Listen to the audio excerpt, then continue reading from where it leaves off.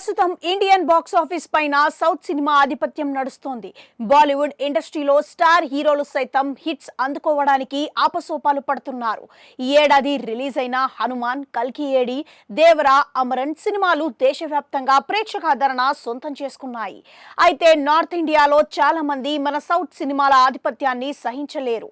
వ్యంగ్యంగా సోషల్ మీడియాలో కామెంట్స్ చేస్తూ సౌత్ సినిమాలపై వారికున్న చులకన భావాన్ని చూపిస్తూ ఉంటారు. ట్విట్టర్లో ది బ్యాడ్ డాక్టర్ అనే హ్యాండిల్ నుంచి సౌత్ సినిమాలపై వ్యంగ్యంగా ఒక పోస్ట్ వచ్చింది.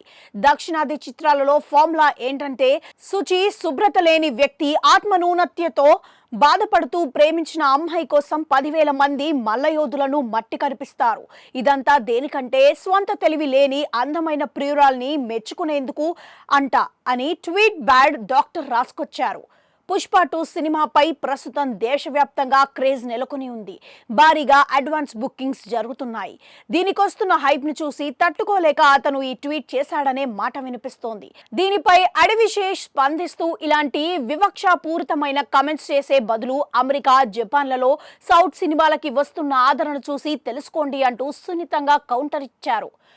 యుఎస్, జపాన్, చైనా దేశాలలో కూడా సౌత్ సినిమాలకి అక్కడికి ప్రజలు ఆదరిస్తున్నారు.